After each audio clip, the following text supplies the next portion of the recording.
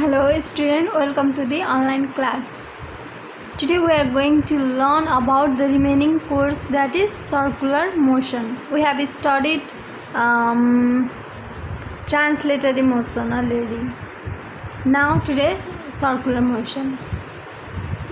If we tie a stone with a rope and rotate it round and round, the stone has circular motion. Thus, the motion of a body in a circular path is called circular motion. The motion of the hands of a wrist watch and the motion of a person in a rotating are other examples of circular motion. Circular motion is only the special type of curvilinear motion. In circular motion, the object as a whole changes its position as it moves in a circular path. The motion of the moon round the earth is its example. अब circular motion भनेको के हो भन्दा एउटा कुनै पनि body एउटा circular पाथमा घुमेछ भने त्यो मोसनलाई के भनिन्छ, सर्कुलर मोसन भनिन्छ. यदि हामीले त एउटा ढुङ्गालाई रस्सीले बाँधेर यसरी घुमायौँ भने के हुन्छ, त्यो सर्कुलर मोसनमा हुन्छ. अनि हाम्रो हातको घडी पनि के हुन्छ, सर्कुलर मोसन. अनि यहाँ इक्जाम्पलमा देखाएको छ नि फिगरमा, त्यो रोटेपिङमा भएको पनि के हुन्छ, सर्कुलर मोसन हुन्छ. त्यसै गरी के भन्छ अरे अर्थ हुन्छ नि, मुन हुन्छ नि, मुनले अर्थलाई जुन मोसनमा के भन्छ अरे घुम्छ नि, हो त्यो पनि एउटा इक्जाम्पल हो सर्कुलर मोसनको. अब rotatory motion. Switch on an electric fan. The blades of the fan move round and round about a fixed axis. It is an example of rotatory motion. Thus, the motion of a body about an axis or a fixed point is called rotatory motion. The motion of a spinning top and the motion of a rotating on its axis, etc. are other examples of rotatory motion. Do not be confused with the rotatory motion and circular motion. In the motion of a rotating on its axis, the person in it are in circular motion, while the rotating is in rotatory motion. Similarly, the outer margin of a spinning top is in circular motion, while the top is spinning on its axis is in rotatory motion. अब rotatory motion भनेको के हो भन्दा त्यस्तो motion जहाँ एउटा fix पोइन्टमा घुमिरहेको छ भने त्यसलाई रोटेटरी मोसन भनिन्छ हैन. अघि माथि पनि सर्कुलर मोसनमा नै इक्जाम्पलमा के थियो भने रोटेपिङ वाला थियो भने यसमा नि त्यही छ. तर के हुन्छ भन्दा रोटेपिङमा भएको पर्सनहरु घुम्छन् नि, हो त्यो पर्सनहरु सर्कुलर मोसनमा छन् भने त्यो रोटेपिङ चाहिँ एउटै ठाउँमा अड्डेर घुमेको हुन्छ नि, त्यो रोटेटरी मोसन भयो. जस्तै यहाँ यता देश नि फिगरमा स्पिनिङ टप, त्यसको के त्यो माथिपट्टिको भाग चाहिँ रोटेटरी सर्कुलर मोसनमा छ भने तलपट्टिको त्यो पोइन्टेड भाग चाहिँ रोटेटरी मोसनमा छ. यो डिफरेन्स हो यो दुईटाको. अब oscillatory motion. Take a small stone and suspend it from a stand by a thread. Now give it a gentle push. You will find that it swings forward and backward periodically. This type of motion is called oscillatory motion. Thus, periodically forward and backward movement of a body is called oscillatory motion. A child and a swing and the pendulum of a clock, etc. are the other examples of this motion.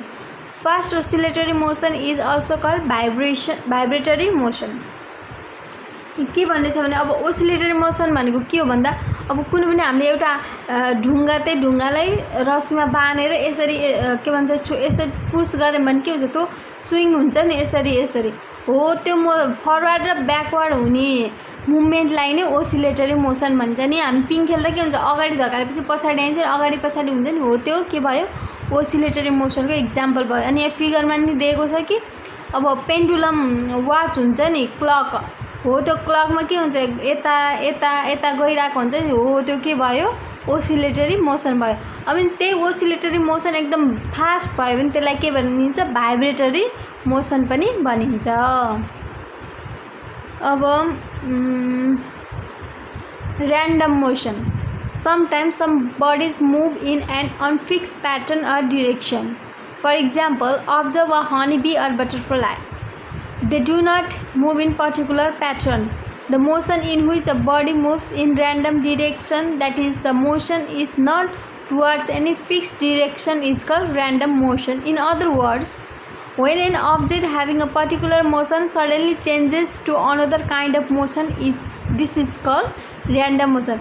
यो random motion के भयो भने एउटा के भन्छ अरे particular मोसनै हुन्न के उति बेलै चेन्ज हुन सक्छ हो त्यस्तो मोसनलाई के भनिन्छ र्यान्डम एउटै के भन्छ डिरेक्सनमा हिँडिरह भने एक्कासी त्यसले डिरेक्सन चेन्ज गर्ने अथवा मोसन चेन्ज गर्यो भने के भयो त्यो र्यान्डम मोसन भयो एक्जाम्पलमा के भयो बटरफ्लाईहरू हनीबीहरू यिनीहरू चाहिँ र्यान्डम मोसनमा पर्छन् अब speed and velocity we see different types of moving bodies. A car moving on the road, a bird flying in the air, etc. are some examples of such moving bodies. These bodies do not cover equal distance in equal time because they are found in different speeds. Speed is defined as the distance covered by a body per unit time. It is also called the rate of motion. अब speed अब हामीले देखिन्छ नि थुप्रै के भन्छ अरे रोडमा कार हिँडेको देखिन्छ बर्ड स्काईमा फ्लाइ गरेको देखिन्छ हैन यिनीहरू के भन्छ अरे यिनीहरूले एउटै इक्वल डिस्टेन्स इक्वल टाइममा कभर गर्न सक्दैन अब त्यसै गरी कार बढी स्पिडमा हिँडेछ भने अथवा बर्ड थोरै स्पिडमा फ्लाइ गरेछ त्यही भएर यिनीहरूले एउटै स्पिड र एउटै टाइममा इक्वल डिस्टेन्स कभर गर्न सक्दैनन् हैन अनि स्पिड भनेको के हो भन्दा कुनै पनि डिस्टेन्स यति टाइममा कभर गर्ने भन्ने त्यो रेट हुन्छ नि त्यसलाई नै स्पिड भनिन्छ अनि अब म्याथमेटिकल्ली अब स्पिडको फर्मुला के छ भन्दा स्पिड भनेको distance travel by time taken कति डिस्टेन्स ट्राभल गर्यो त कति टाइममा हो त्यसलाई नै स्पिड भनिन्छ र The SI unit of speed in meter per second. र यसको SI unit चाहिँ के हो भन्दा metre per second. If a body is moving in a straight line or the distance is considered in a straight line for a moving body, it is velocity. Therefore, the distance covered by a body in a straight line per unit time is called its velocity. अब स्पिडमा के थियो distance travel थियो जस्तोसुकै लाइनमा गरे नि त्यो थियो अब भेलोसिटी भनेको के हो distance travel in a straight line भनेको सिधा लाइनमा कति डिस्टेन्स ट्राभल गर्यो र कति टाइम लगाएर गर्यो त्यसलाई नै के भनिन्छ भेलोसिटी भनिन्छ र भेलोसिटीको म्याथमेटिकल्ली फर्मुला के रहेछ भन्दा velocity equal to distance travel in a straight line by time taken अब यसको एसआई युनिट के रहेछ भन्दा मीटर पर सेकेन्ड सेम रहेछ स्पिड र भेलोसिटीको SI unit same metre per second अब यहाँ एउटा इक्जाम्पल देख if Vinod walks from A to C फिगरमा हेर्ने यतापट्टि विनोद एदेखि सीसम्म जाँदा कति टाइम लाग्यो भन्दा 35 सेकेन्ड लाग्दो रहेछ एदेखि सीसम्म पुग्न हिज स्पिड विल बी अब यसको स्पिड कति हुन्छ त एदेखि सीसम्म पुग्न 35 सेकेन्ड लाग्यो भने स्पिड अब स्पिडको फर्मुला के छ भन्दा distance travel by time taken distance travel कति दिएछ